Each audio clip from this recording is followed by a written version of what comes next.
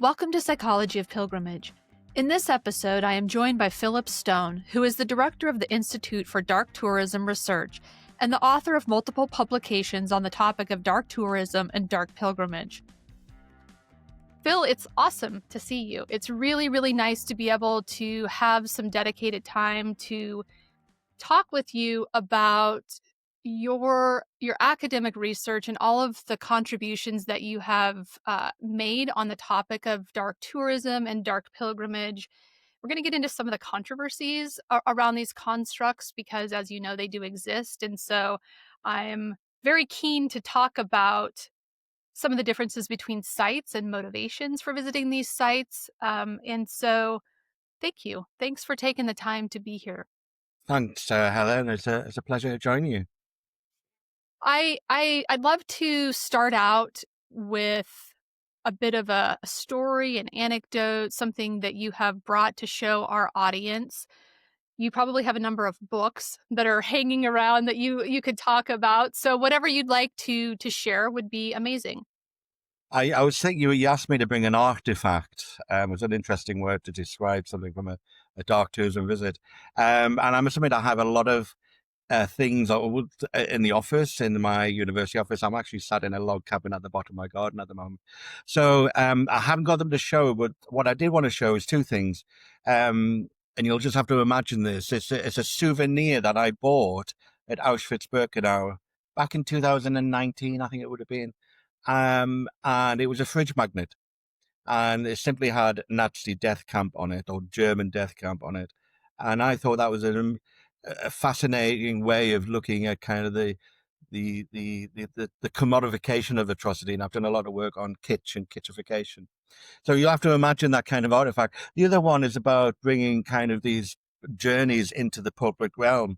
And I'm going to shamelessly showcase some of the early stuff which is coming out. And these are not academic books. I was approached about 10 years ago now by a publisher in Germany to add to this wonderful travel guide series. There's a best-selling series, 111 places to visit or that you shouldn't miss. And they asked me to do a dark tourism kind of spin on it. And this is the first one out in England, which was 2021. Incidentally, I've just finished a new book and it's out next week, which looks at Scotland. So it's very, very, very up. But basically, it's a guidebook there with one page of narrative and one page which is a photographer. And I was happy to be a photographer as well on most of those sites. But what's interesting about that is it brings dark tourism to the public market and dispels a lot of the myths and controversies around visiting these sort of places. So in terms of artifacts, I guess those are the two I would choose at the moment. Those are the ones that you've been very invested in. I know I've been following a bit of the progress on social media. You know, it would probably be helpful to orient the conversation and listeners and viewers to this idea of dark tourism. I think that it's sort of become popularized in many ways thanks to the work that you're doing, especially these publications that are intended for a broad audience. But let's back up in terms of you're sort of at the fore. Can you explain to us in maybe one or two sentences, what is dark tourism? Dark tourism doesn't exist. That's the first thing I would say. It exists. You're out of a job. I'm out of a job, but I've had some banners printed, so it must exist somewhere. Um, it exists in the minds of academics like myself. It's a taxonomy that has been imposed on industry, and industry generally don't like it. We can come to the controversy at the moment. They don't like the term, although some industry practitioners love the term as well. So it kind of divides the room. But dark tourism is about visiting sites of fatality within the visit economy. It's how we package up and showcase death and disaster, and the macabre, I guess, within the tourist industry.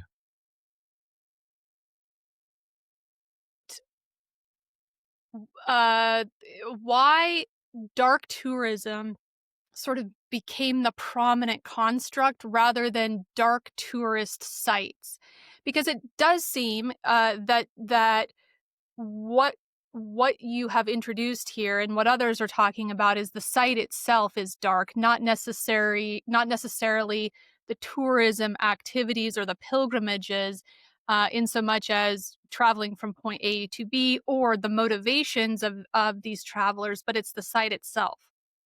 Yeah, it's the word dark. A lot of people kind of think I invented the term dark tourism, and I didn't. I was in the vanguard of promoting it and bringing it to market. I'm an ex-management consultant. I'm an ex-marketeer. So it was unsurprising that once I've started looking at this, I would kind of market it as a brand, as a research brand. Just going back to where the term comes from, it's actually, and I'm friends with both these colleagues, John Lennon and Tony Seaton, and they were in an office, sharing an office in Glasgow back in the early 1990s. And they tell me the story that over a whiskey or two, they kind of come up with this idea that there's lots of places associated with death and dying in the visitor economy.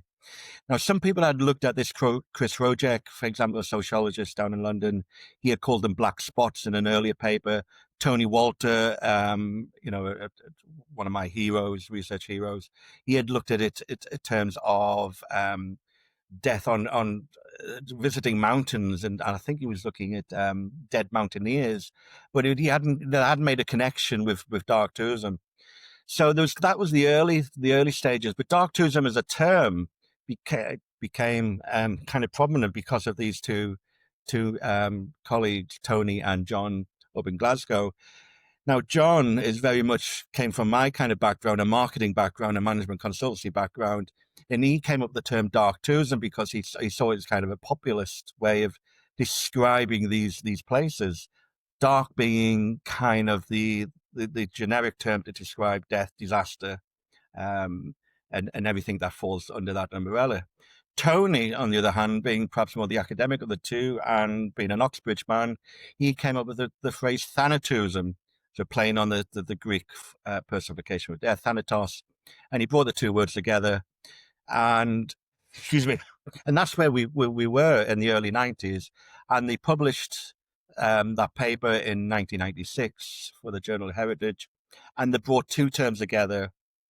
And they didn't do much more than that until John brought out the book in 2000, Dark Tourism, The Attraction of Death and Disaster. And it was that book that brought the term dark tourism rather than thanatourism into the mainstream. Then I came along a few years later in 2003, 2004, and I met with John, and I said, I'm going to study dark tourism. And he says, great. And that was about it. He didn't know me at the time. And it was really from 2004 onwards, with the advent of the website, the Dark Tourism Forum website, launched in 2005. Then we started bringing to market, and it kind of captured the public imagination, the media interest as well. Well, thanatourism became kind of a very distinct way of looking at death and dying within the visitor economy. So that's how it came about. And dark tourism is like a genie out the bottle now, excuse me. We can't get it back in. It tells us more about life and living, and the associations with death and the spectacularization of death within visitor economy.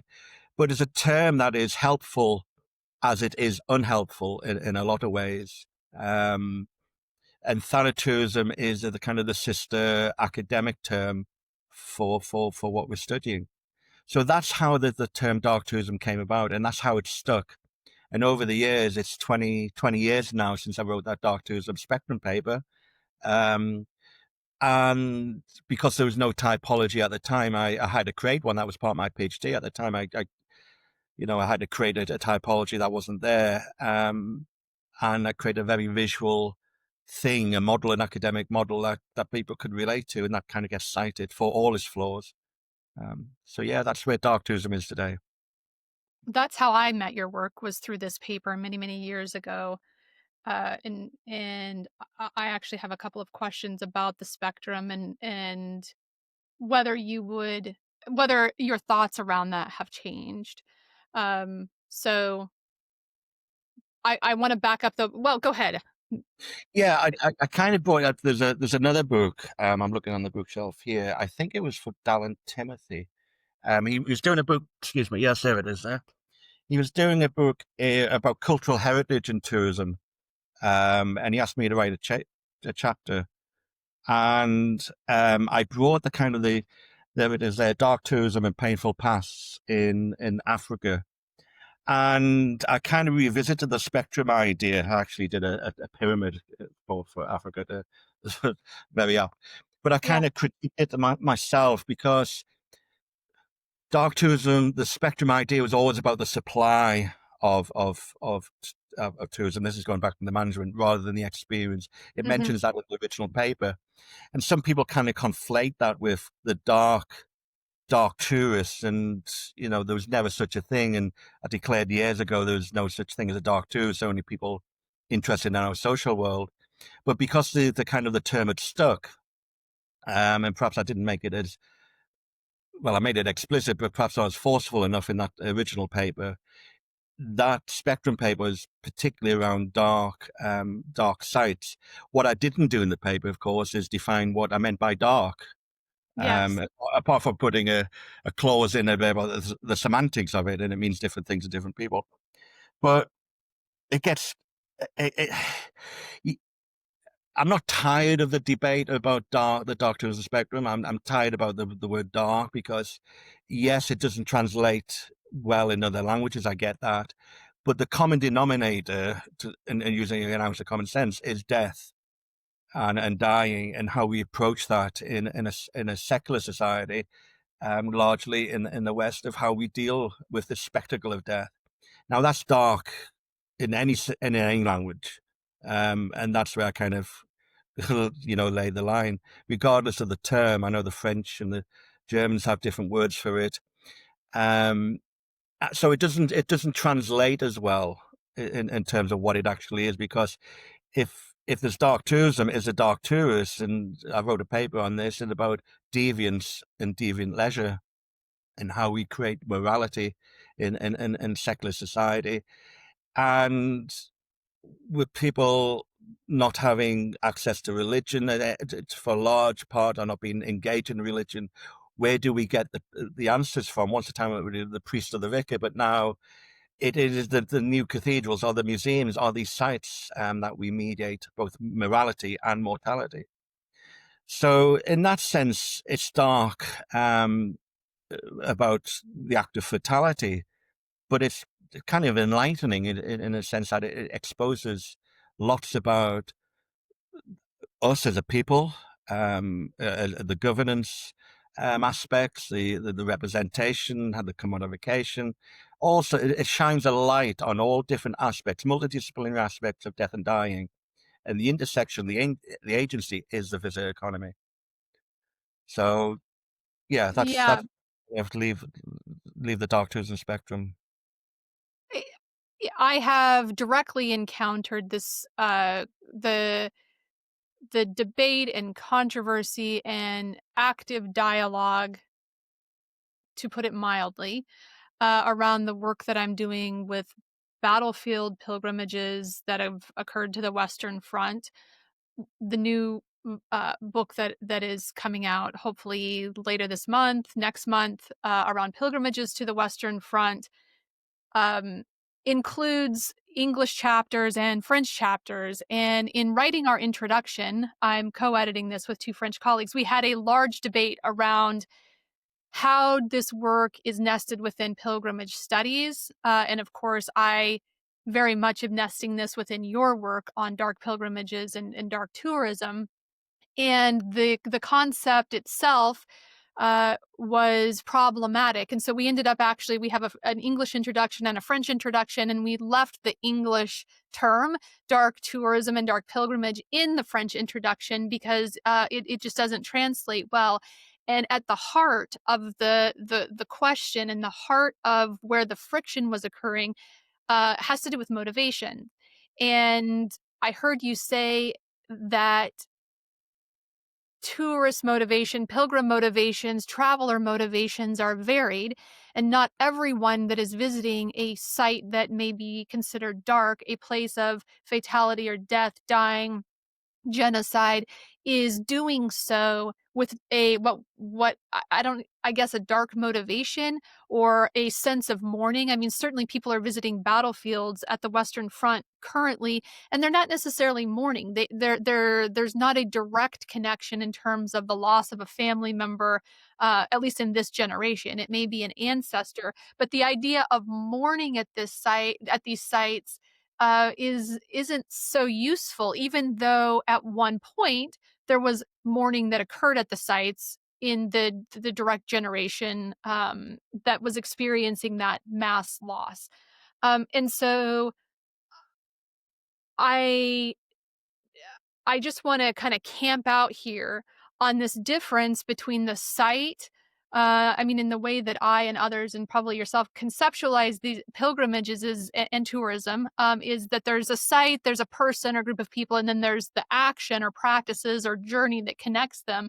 And what you are talking about and where your work is positioned is on the site itself. So the site is a place where death has occurred or tragedy or fatality. I heard you say it is not necessarily related to motivation, although it could be.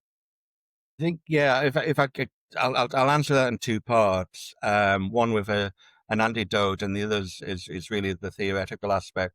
The first part is when we launched the Institute for Dark Tourism Research, we did, my colleague and I, Richard Sharpley, we did very much debate whether we call it the Institute for Dark Tourism Research or the Institute for Thanatourism. And the marketeer in me thought, well, if I call it the Thanatourism Institute, it'll last a couple of days and then it'll be forgotten.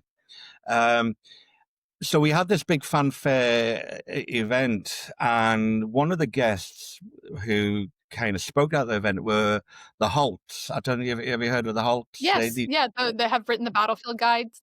The battlefield guys, Major Holt and his wife, came to the university, and I met with them, and they did this wonderful speech about their work and the relationship with dark tourism. And they loved the idea of that. So they were very much engaged with certainly the ideology of what dark tourism is and the multidisciplinary strands that it shines a light on.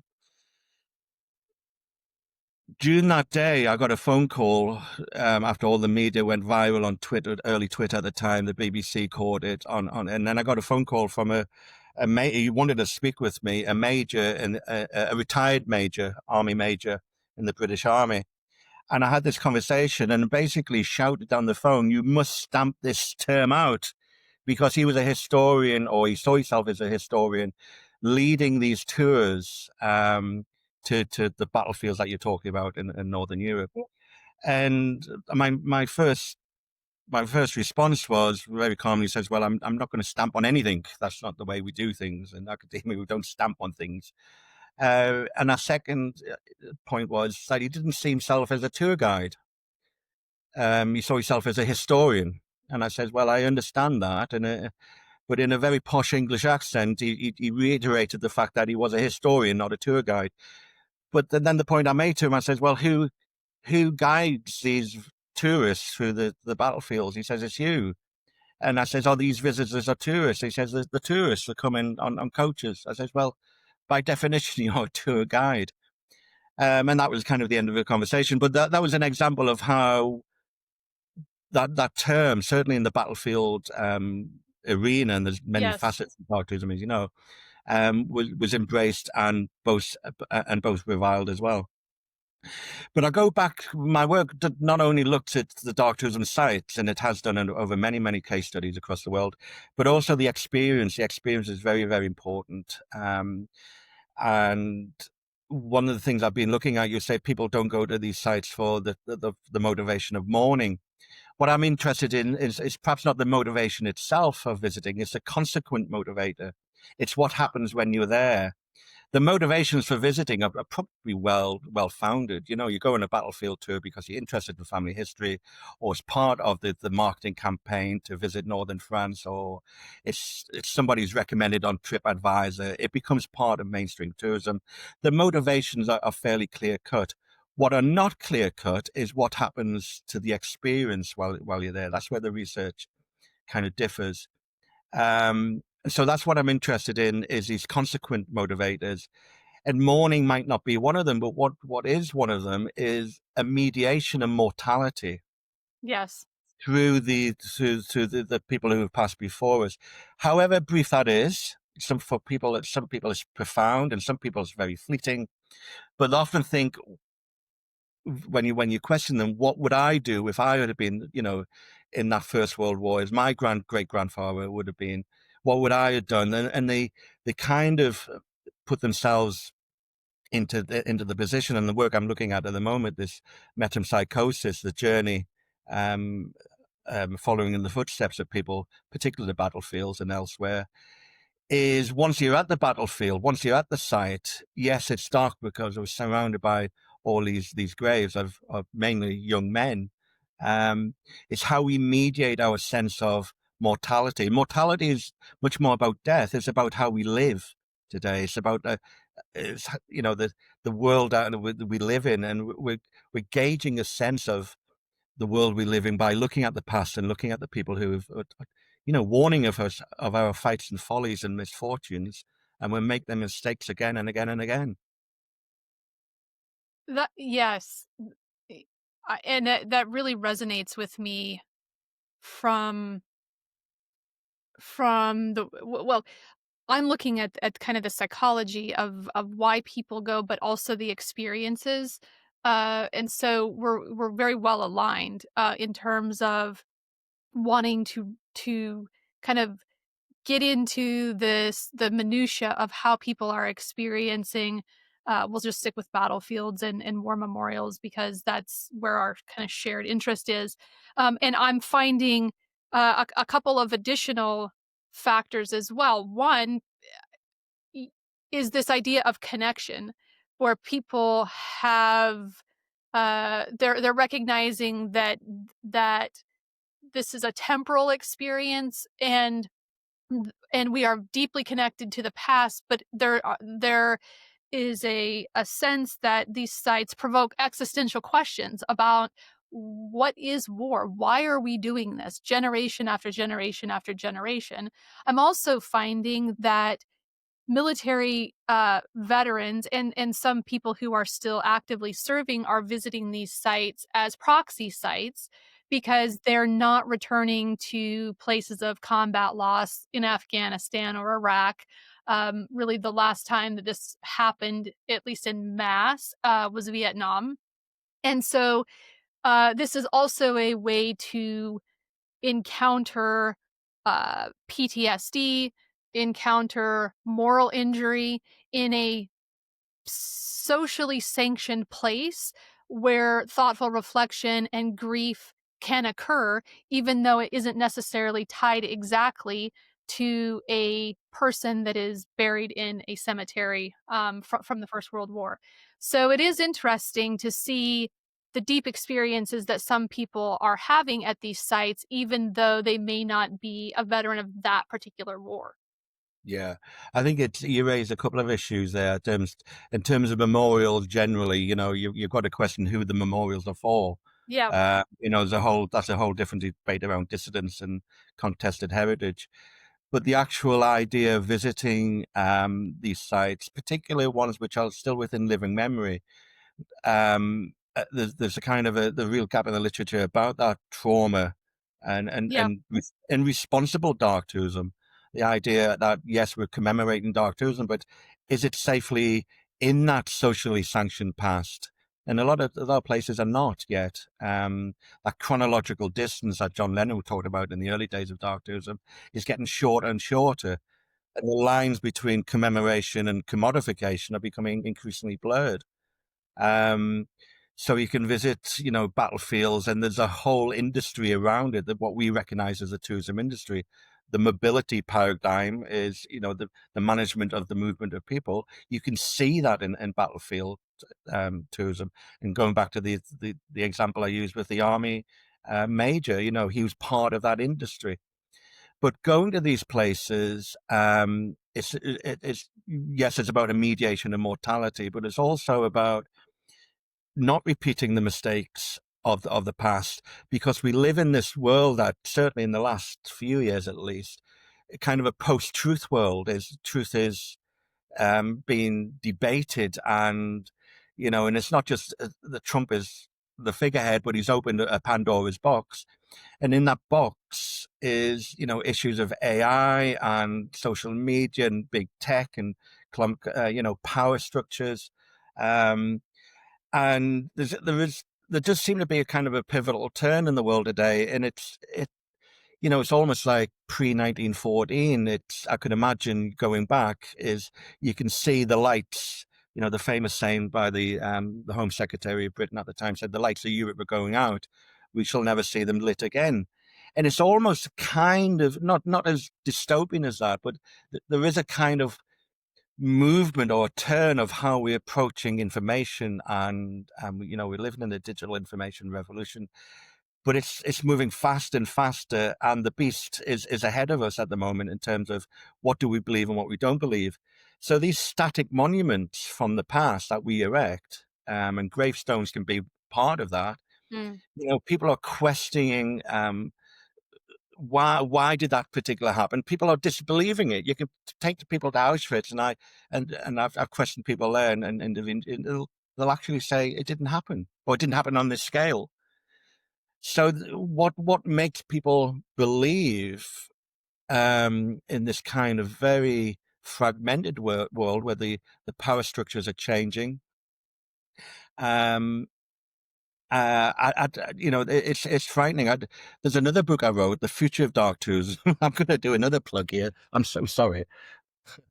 It's that one there. That one came out last year, and that really puts scenarios together about how we approach the future and these places of pain and shame, with the advent of technology in this post-truth world. And there's a fascinating group of case studies in there by different scholars across the world, and that might answer some of those questions. I'm not going to go into them now, but you're absolutely right, is how we feel at these places. And I think that feeling, that the emotional effect is being lost in a lot of places. I'm immediately thinking about the ongoing controversy at Auschwitz, in particular, around how people are taking selfies, posting online the selfie at the train tracks. And I'm wondering if this is an exemplar of what you're talking about, where commemoration and the past are colliding very rapidly with commodification. I did write a brief working paper for a seminar called "Are Selfies Selfish?" based at dark tourism, and I know some people have done some great work on photography, and the selfies in particular. What I will say is, doing all my empirical research, the photography of dark tourism is always the most contentious. And even from those who are taking the photographs themselves, it's fine for them to take the photograph, but to see others do it. So yeah, the selfies in particular, because we're used to pointing the camera outwards, now we're pointing the camera inwards, Mm. and we're exposing. It's all part of that integrated travel. Once upon a time you would send a postcard, I've been here. And now it's I am here. I am here now. Look at me in this conspicuous, um, it's kind of conspicuous consumption. You know, being there, being at places, and sharing them. And sharing and oversharing is part of that culture that we're living in today, where truth and reality and surrealism is all becoming merged in very much like, I mean, the picture I chose for this book, for the Dark Tourism book, was deliberately abstract. It wasn't male or female. It wasn't dead or the living. It wasn't the supernatural or the natural. It was a blurring. And that's how I see it, is dark tourism providers of, I teach tourism management, And I often say to the students that you're not just going to be managers, you're going to be memory managers at these sites, and people who manage battlefields in places like Auschwitz, um, have a real important job to do to wade through this myriad of stories and fiction and reality. Yeah, I'm thinking about the idea of being seen and how it is really important at these sites, and that's how the selfie kind of comes into play. Also, people put hashtags so that they can be seen and found and identified by other people who may have a similar experience. And so there's multiple layers of kind of co-creation of an experience where the visitor, pilgrim, tourist almost becomes more important than the site itself, and how, I mean, even terms like cure being the experience being curated, it's sort of a uh, its own phenomenon, isn't it? That the self becomes central rather than the site or the historical atrocities that have occurred. There was always a kind of distinction between the self and the other, and it's always the self searching out for the other, the exotic other. But Mhm. now the self and the other become so blurred in this kind of TikTok generation, and the generations change every 15 years or so, with new technologies and new ideas. But this TikTok generation at the moment kind of ties into the work I'm doing on metempsychosis and metempsychotic journeys, where we're following the footsteps.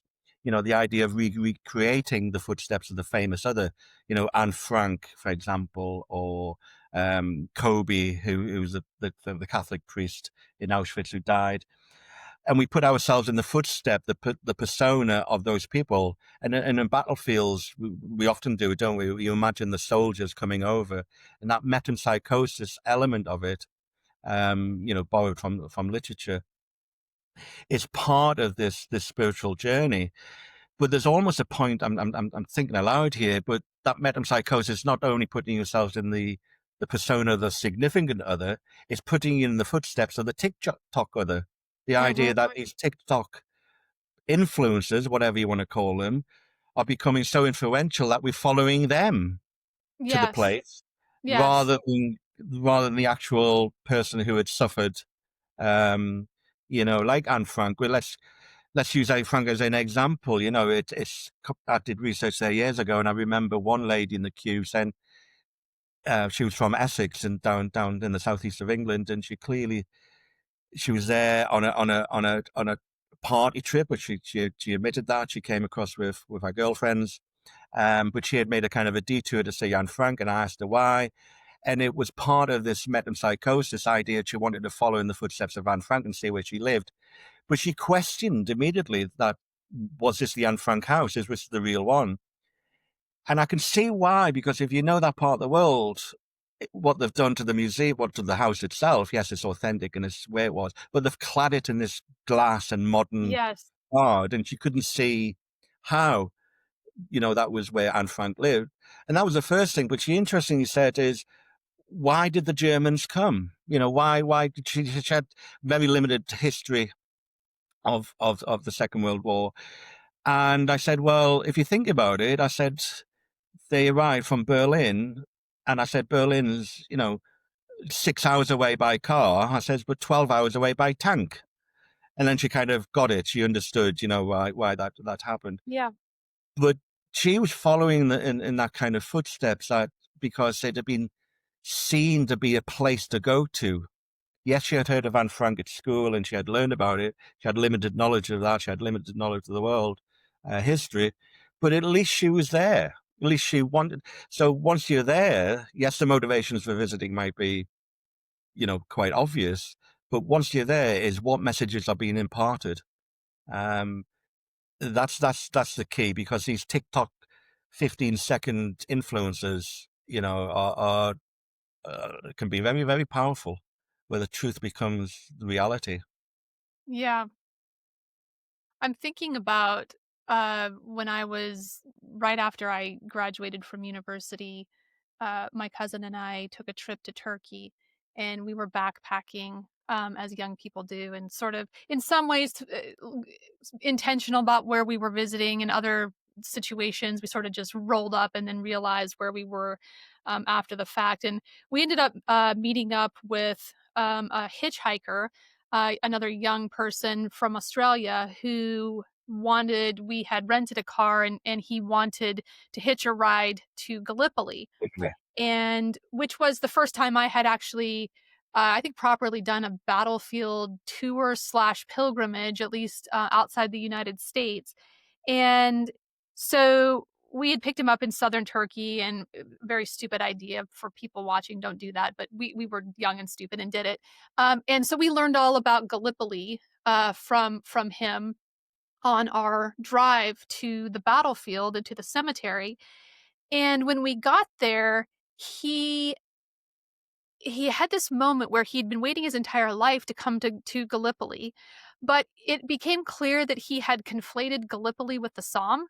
And so he thought he was in one location, but was actually in another location. And so he was bringing this entire construct of visiting somewhere where his, I think, great uncle probably, or great great uncle had fought.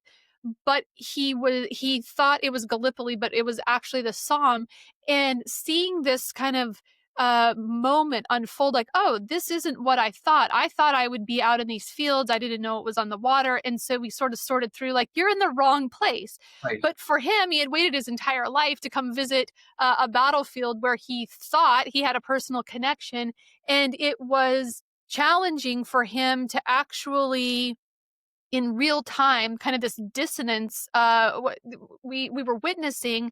And rather than kind of adjusting his reality, like, oh, I'm at Gallipoli and I'm going to explore Gallipoli for being Gallipoli, we just left Right. because it wasn't what he had thought that it would be. And so I can imagine that there are a lot of tourists or pilgrims who are coming with this entire apparatus of constructs in their mind about what they think they're going to experience, and then the reality is very different, and it's hard to adjust to what is actually in front of oneself. It is, and that kind of brings in the idea of interpretation and authenticity, and geographical authenticity in particular.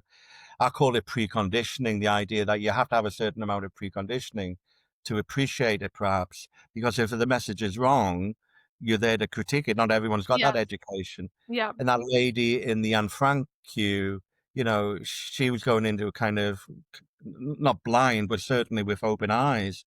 Um, so the message that it imparted are very, very important. But incidentally, that reminds me of another example. And I was doing some research at Auschwitz-Birkenau years ago, and there was an American tourist, and she was saying she had been to all these places, these dark places, to follow in the footsteps of Anne Frank, and she was glad she was at Auschwitz-Birkenau, 'cause that was the end of her journey, that end of her except she's at the pilgrimage, wrong place. which where she where she died. And I said, "Oh, Yeah, right." I said she was here. She did pass through Auschwitz, but as I understand it, she died at Bergen-Belsen. yes, Uh, and the look on her face, thinking she was in the wrong place yes, because the epitome yeah, of yes, the Holocaust, it raises profound, I guess, issues of how you tell the story of not only Anne Frank, but of the Holocaust in particular in that example, but narratives and stories generally, because Gallipoli, there's an example, when you say an Australian, a young Australian going to see it, Gallipoli is kind of the de facto birth of that nation of yeah, Australian, New and Zealand certainly the epicenter of national pilgrimage. national pilgrimage, and the Yeah, borrow the pains of the past to justify the future. We could go to the Israeli-Palestinian example, um, but Australia do it with the Anzac Day and Gallipoli. But what's missing in that story quite often is who caused Gallipoli, and it was Churchill, a young yes, Churchill, who is this war revered hero of Britain, but he kind of gets airbrushed out of history in the narratives of Gallipoli, certainly from the British point of view. And it's that selective amnesia that they use in slavery heritage terms, is the bits that you remember and the bits that you purposely forget. um, which is all part of the storyteller, the narrative building of dark tourism in different contexts. And that's where it brings in, so regardless of where you agree with the term or not, um, it's where it shines light on different facets of the subject. And I just to finish on that point, I was involved in a wonderful project a couple of years ago, led by Manchester Met University, and it was called Encountering Corpses. Encountering Corpses, and the idea of the project was to bring people together who encounter the corpse. So we had people from the medical field, we had theologians, we had artists, we had archaeologists, we had sociologists, we had business managers. And it was a fascinating series of events of how we encounter the corpse. And basically, certainly in Dark Tourism, we don't encounter the corpse, we encounter the memory of the corpse and how we portray that. Um, Although arguably in the Body Worlds exhibition, I don't know if you know about that, where they Yes. exhibit real Yeah. cadavers. That's probably the closest you'll get to an actual corpse. But what it did was, dark tourism was a wonderful tool, a disciplinary tool to bring people together. So if you're going back to your French colleagues there in your book, trying to put a division between the terms. What it's missing is that interdisciplinarity.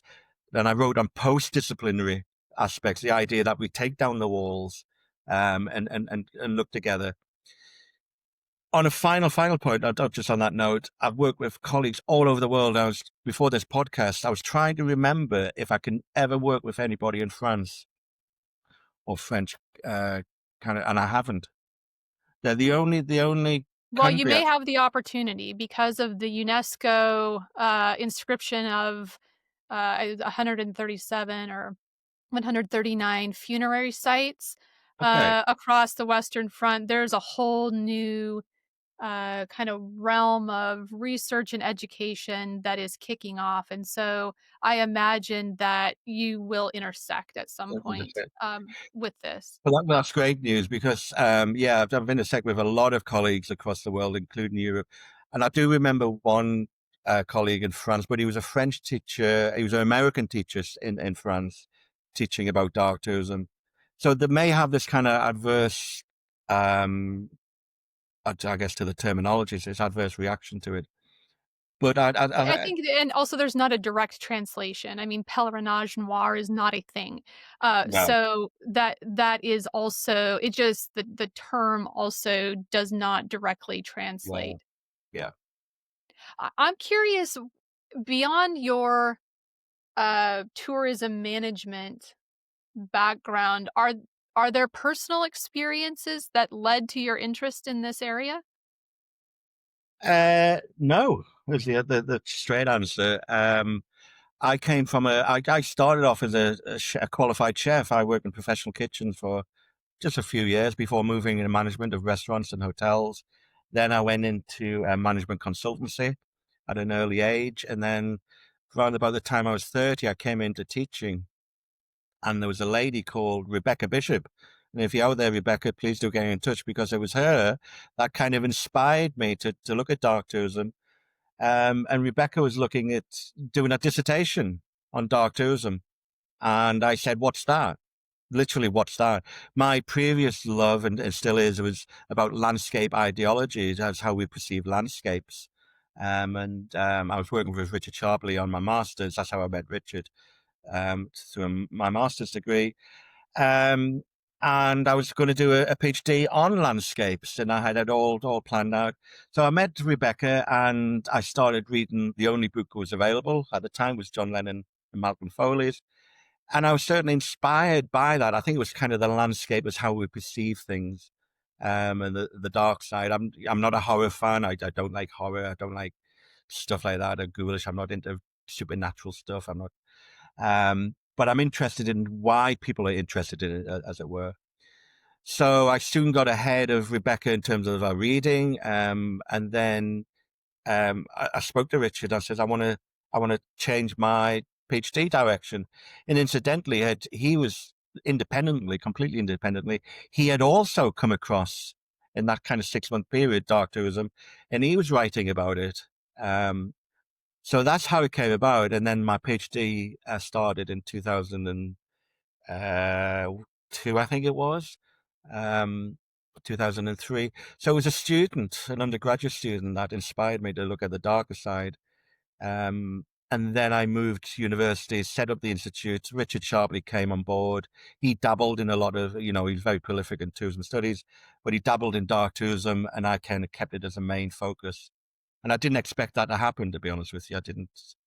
I've got I lots of. can see yeah, I can see why you would make the connection between your interest in landscape and dark tourism, especially at places like military cemeteries. Absolutely, yeah. I mean, the Commonwealth War Graves Commission, your cemeteries across the Western Front are remarkable, and the same with the American cemeteries that are run by the American Battle Monuments Commission.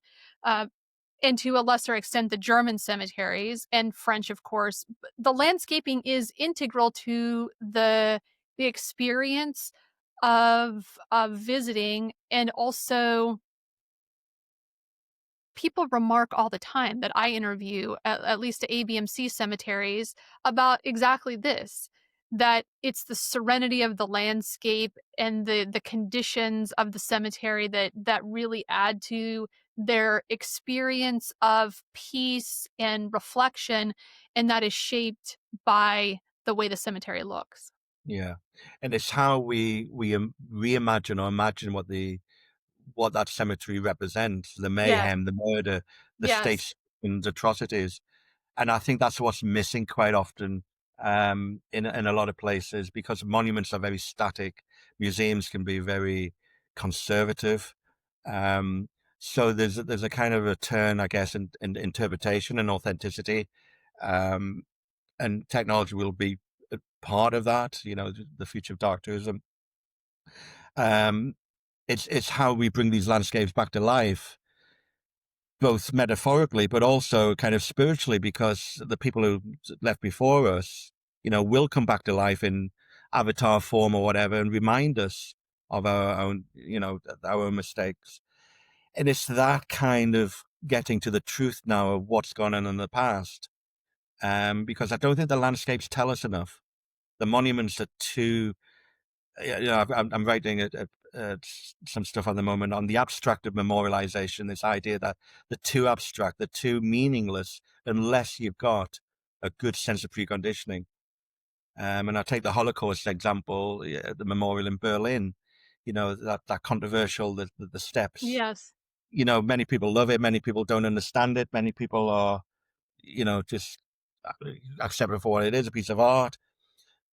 But it was a missed opportunity there, I think. And I think as the First World War and the Second World War, drift into memory, is how we learn from that for the tourist, who are not perhaps, and I'm not talking about the history buffs here. I'm not talking about the people on that Army Majors tours. I'm talking about ordinary people with an ordinary education who follow TikTok, who are the masses, who are being beguiled by various politicians and various influences, is how we tell the story of the dead again and again and again in a way that we can learn from that mistake.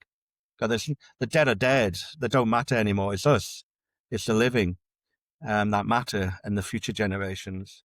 And I think dark tourism has a moral responsibility for that.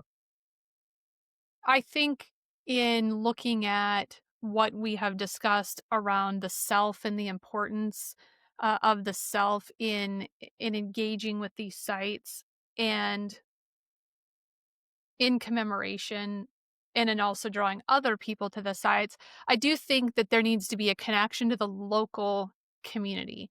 And one of the ways that these sites and the people of the past can be brought back to life, and their deeds can be remembered, and their memory goes on, is to connect it to the local community, in looking at sort of the familial and communal contextual uh, basis and framework from which these people left, particularly in the case of soldiers and service members. I think that tying that back to the local community is important, and I think this thread then motivates people to want to go visit the places. Yeah, I think there's been some work done certainly here in the region I live in.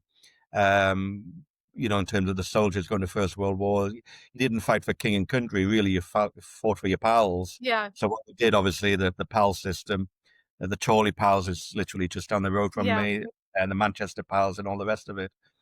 And there is a kind of a recent exposure to that, particularly for children.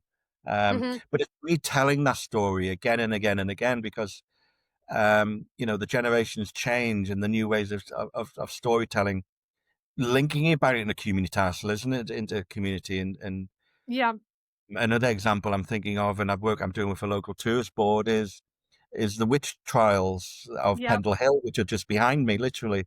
yeah. I'm doing some work. I've published a paper on Salem and the urban supernatural recently, but it's about how you make that relevant because the witch trials are safely secured in the distant past, but really the witch trials of yesteryear have relevance today of how we memorialize these women with the Me Too movement, for example, and issues of equality and issues of bigotry and issues of you know this male dominant culture that we live in. It. So it's about reinterpreting perhaps some of the past and bringing it up to date and reimagining some of the things that have gone on and making it relevant, making the witches relevant.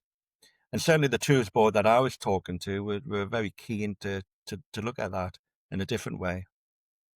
Yeah, because it's in addition to all of the pieces you just mentioned, it's also around how we other people and how we frame actions or behaviors or ways of being when we don't fully understand or we disagree with someone. Absolutely. Yeah. Absolutely. I mean, and today in England today, the last few weeks, there's been this kind of rise of well, not the last few weeks, but certainly it's manifested in the rise of the far right, and we're painting roundabouts with the flag of St George, who's also the patron saint of Palestine, I think. But that's lost on them, the idea that this flag on roundabouts will bring us all together. This show in America, I know that the flag is very important, but in England and Britain, it's not. It's seen as quite divisive. Um, so yeah, tourism with the mass mobility of people consuming a tragic story, a tragic tale, there's a responsibility to getting that tale right. Because if we don't, we're perpetuating either the myth or the kind of the surrealism or the completely distorting the story. Um, and yeah, it's really, really important. On that just final point, and there I've done some work with a PhD student looking at the Hiroshima bombing and how the Japanese view their role in the Second World War as opposed to the Americans. The Americans see the dropping of the bomb as victorious, where the Japanese say that they were the victims. In many ways they were, but what's missing in the Japanese narrative when you visit these sites in Japan is that they kind of started the Pearl Harbor, with Pearl Harbor, the start of the war. Mhm. That bit's there pushed out of history that the Japanese are not told that. Yeah. So there's many facets to a story as there always was. In tourism, our managers are memory managers. Yeah. Can you tell me more about the Institute for Dark Tourism Research and the types of projects or events or research that you're doing through this? So the institute was really it was a hub. It was a kind of again, a branded exercise to bring people together. Initially, it was people from across the world, and still is, that come together under the institute banner, as it were. And that's what it essentially is. People hmm think it's a big, shiny building. I've had people come and say, "Oh, can we visit the institute?" I said, "Well, you're looking at them with my other colleague." So there's a lot of smoke and mirrors. I don't mind admitting to that. But what it's done is brought together lots of people who are interested in the subject from different disciplines under that banner, Mm, and kind of a hub.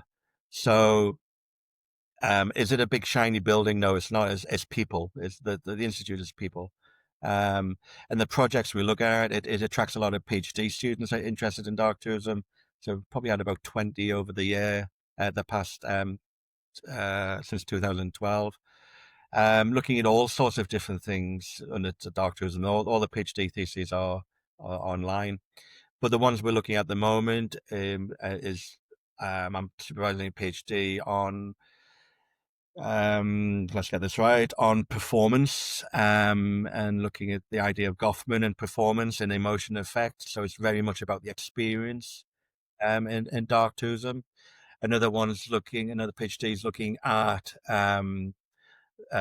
placemaking and the supernatural, and very much looking at how we reinterpret that. Another PhD is looking at women and the portrayal of the female dead, something that I wrote with Katrina back at Annals of Tourism Research. So there's lots of different facets, and we're looking at children in dark tourism. We're looking at the future. 2 new books have been signed this week on the business of dark tourism, plus on the visit experience. So those are coming out together. There's another book coming out, which has been working on with Brianna Wyatt and colleagues. That's just been submitted, and that's on events, the dark events. So anything to do with mortuary rituals or battlefield events. That's the Routledge handbook. I forgot the name of the book actually, but it's by Routledge. It's a handbook. Yep. So there's lots of different things going on under this institute, which is very much outward facing. But if you expect a big shiny building with big desks, there's none of that. Yeah, well, this is the state of affairs in 2025. we we are the institutes. The We are the, institutes, Russ. We are the institutes. but it always was. It was never about Yeah, funding anything like that. It was always about people yeah, coming together. Even before it was called the Institute, it was called the Dark Tourism Forum back in 2005. Um, and I recognized even then that this umbrella of dark tourism could reach out to many, many different people across the world, yeah. judging different things. So yeah, I'm being really happy to, if there was a legacy to be left from my academic career, it's bringing people together under this umbrella. But not only academics, it's students and the media very much as well. I thought the media interest in dark tourism would die out. I must have at least 10 media. I've got one sitting on my desk from Australia now, and Turkey. I must get at least 10 inquiries a week from. Well, I've even people are got fascinated with death and dying, right? It's one of the ultimate taboos in some way, and so your work is a portal into being able to explore that with some level of scientific distance, in a way. absolutely, and it's treating the media with respect because they can take one or two ways. They can take a misinformed way, or they can take a very trivialized way, and I recognize that very early on. Yeah. I answered 99% of media inquiries. That's kind of my role. I can't answer them all. I've even got a press release with questions and answers, the ones I can't get to. But yeah, the media interest is fascinating in itself. People are even from the same newspaper. I've done loads for the BBC and loads for the Times and CNN, and asking the same questions. But what it is, it's a new generation of journalists coming on board. Yes. Um, 'Cause before I used to get angry. I say, well, I've already done that for CNN, such and such, back in 2007. Why asking again? Well, of course, I realised that that's a different audience, so Yeah. I don't mind repeating it and advancing the arguments. Yeah. How does your work fit into this explosive growth of pilgrimages in England and Wales and Europe broadly, but particularly in Great Britain? Well, I'm probably adding to that, and I don't know. I've got no evidence to it, but certainly the 111 book, which is Yes. essentially a pilgrimage book. Even the publishers will reward you if you visit all these 111 places. There's kind of a a motivator there. I think we're adding to it because what we're selling now is experience, the experience economy, and part of that is the journey of getting there. And you'll see on social media, a lot of it is not about the actual place anymore. It's about getting to the place itself. Yes. Um, and that's in mainstream tourism, visiting these places. So I think I'm probably adding to that, the dark side of it, perhaps. Um, I have absolutely no evidence of that apart from the guidebook. Um, but I think it's certainly a growth area as we sell experiences rather than destinations. Is it also the commodification of meaning? It seems like it is about experience, but one of the outcomes is the creation of meaning, whether that's meaning making for the individual or placing an individual in a larger context or creating meaning with other travelers or pilgrims or tourists. Um, what are your thoughts about that? Well, commodification meaning, I think, is co-created between the producer and the consumer. I think that's where it kind of wherever it happens in that kind of cauldron. And the cauldron is dark too. And I'm going to use the example of slavery heritage here. In Britain, slavery heritage has been very much selectively forgotten. We call it selective amnesia, or one of the Hmm. academics Yep. has called it like that. And we're getting to grips now. But not only did we abolish um, slavery, but also we were Premier League players from Elizabethan times, and Hmm. a lot of British people don't realise that we were part of the problem as well as the Hmm. solution. But the emphasis is very much when you teach slavery heritage in Britain, certainly at school level, high school level, it's very much on the abolition of slavery, Hmm. not on actual slavery heritage itself. But there's kind of been a turn looking at slavery heritage, and a lot of it is around money, reparations, and the word apology. So if you say sorry, you're liable. If you're liable, you pay. So that's why British prime ministers won't say sorry; they'll say regret. But certainly in this part of the world where I live, near Lancaster, which was a major slavery port, which has only gotten to grips with its slavery past. Um, and so there's been a kind of a various events, various exhibitions, for example, and a couple of museums have been putting on shows where we now getting to grips with our own slavery heritage at the community level. And you were talking about that before. Yes. It's small scale. Liverpool have done it again as a major slave port.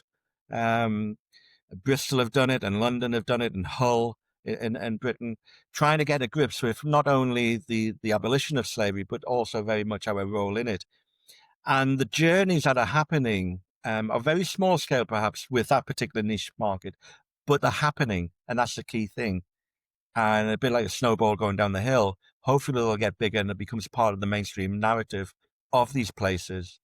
Yes, Liverpool and Lancaster and Bristol are wonderful places to visit, but there is a darker side to these.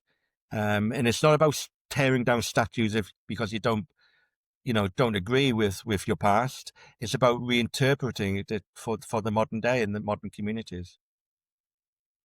Because that's what happened in Bristol. They didn't like the statue, which was actually, I don't know if you know, the Colston statue that actually tore it down. Mm. So these are students, undergraduate students who are supposed to be quite bright. Probably didn't realize that the statue was actually put up 200 years after the slavery event by Victorians. And yeah, they tore it down and chucked it into a river. They've now kind of um, resurfaced that statue and put it in a museum with an extra interpretation. So what it was crying out for, and it goes back to this kind of static, abstract memorialization, is once you made the journey to a place and there's nothing there to really to see, is how you interpret that for the modern masses. And that's what's happening certainly in this country. There's a reinterpretation of some of these places of pain and shame. Takes work like yours to I've really been on this line of thought recently around the whole concept of memorialization and commemoration. It simply cannot exist without an education component, because otherwise what is being memorialized, what is being commemorated or even confronted without information and interpretation or reinterpretation, like you've just said, there isn't uh memorialization and commemoration cannot occur. And so we seem to be societally in a very bizarre and detrimental place where erasure seems to be kind of the default rather than an active confrontation or inquiry into the past. We want to erase it and start with a blank slate, which is counterproductive, It and is. it doesn't forward progress. I guess that's kind of the the definition of progress. We don't advance when we are just erasing uh, a monument or a statue or a way of thinking.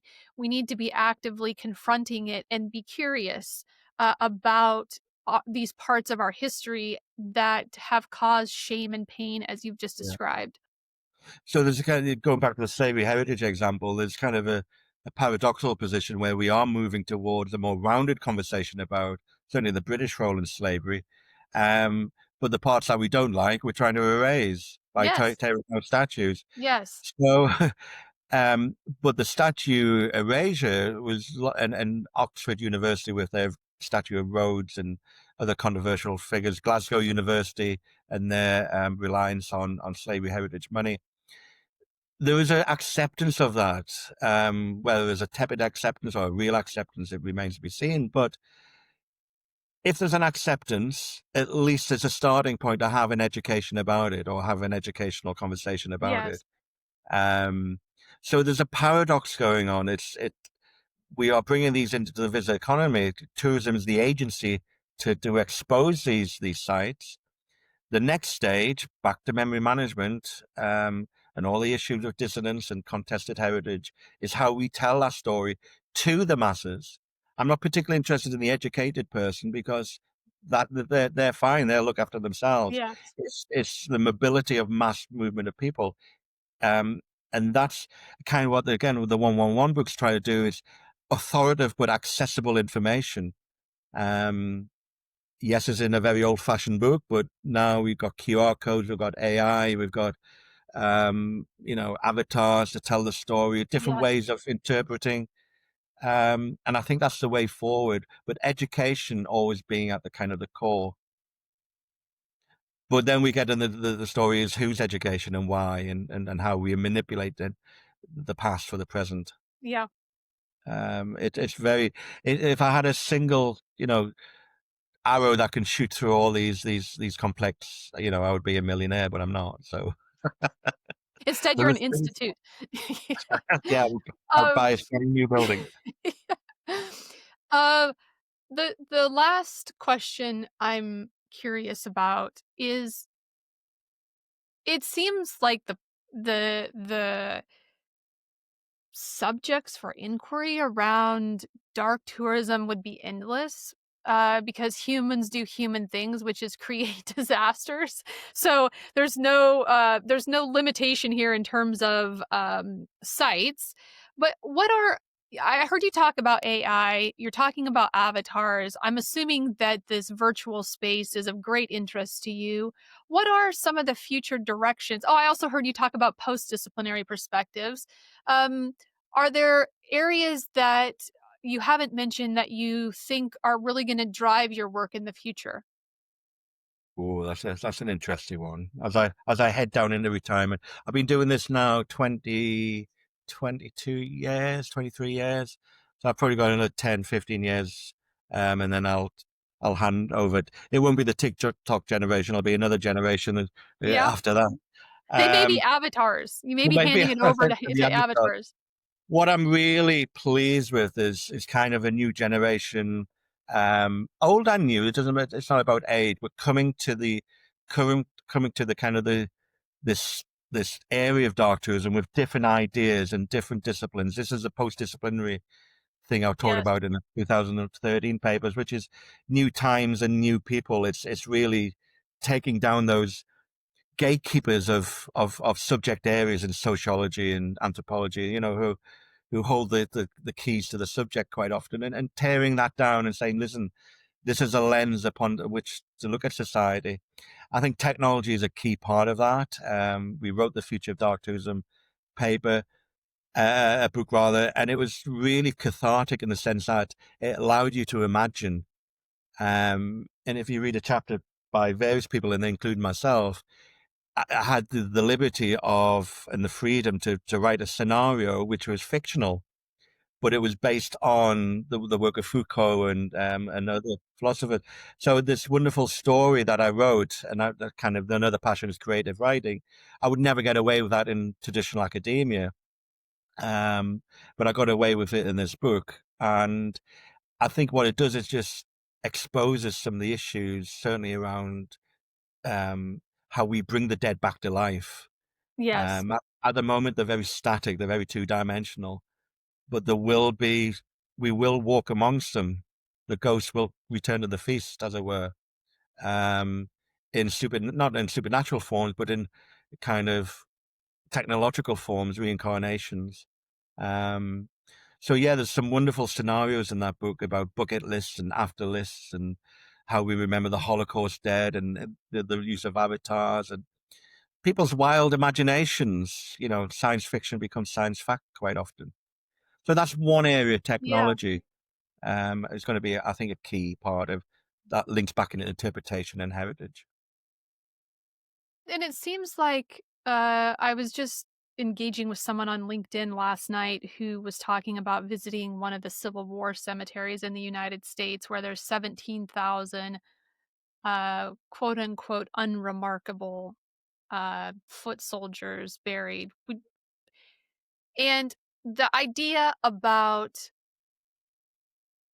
identification in this case of war dead, but dead throughout history, um, it's unfortunate because so many people just lived and died and their lives were not documented in a way.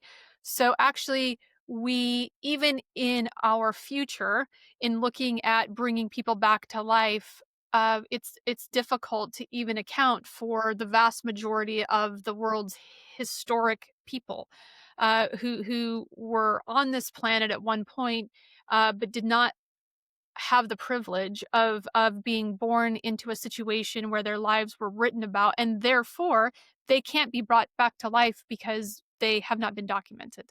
Certainly. I think the idea of, that story between Edison and Tesla, for example, and how Tesla died and destitute, and it wasn't his story really told until much later Yeah. in the 20th century. And I think you go back to the idea of the significant other dead and the spectacularization of dead, and giving stories to those who have significant. Because what I've said in the past is you can be significant in death, but not ordinary in life. You go back to 9/11; those Yeah. are ordinary people who died on that tragic day. But they become very significant in the kind of the stories that they had to tell. So when you visit Ground Zero, and I was there earlier this year, you're looking at people who look like you, me, and everybody else. It was so multicultural and global event. We can relate to that, and it's about finding that relationship with these people, and finding the stories that lay behind them. Yes, they're going to be the famous, and as the infamous, the villains and the victims, but in the case of 9/11, for example, these are ordinary people who had a significant death. And that's Yep. the stuff of dark tourism because it is relaying that kind of fatality into our mortality and saying, well, the world is fragile, and things do happen. Um, what's just happened in Lisbon yesterday with the Yeah. train. Yeah. We've been on that many times and suddenly say, oh, I was there last week. And it's about that putting yourself in the place of the significant dead, and having that kind of mortality reflection. I think that's, if there was a single issue of dark tourism, to me, it's that. It's putting you in the place of the person once you've gone through that journey, and you're continuing that journey, of that person really into an afterlife, into your own life, um, and reimagining what you would do and making it very personal. Yeah, this idea of legacy, that you're pulling the dead into your own life, Yeah. and there's kind of an ongoing commemoration of that life. Thank you so much for taking time in your cabin to talk with me. I learned so much, and I actually am looking forward to ongoing conversations with you. There's so many intersecting parts of our work, and I really look forward to more conversations with you and hearing about your work, and also reading all of the publications that you have that are forthcoming. Thank you very much. Appreciate it.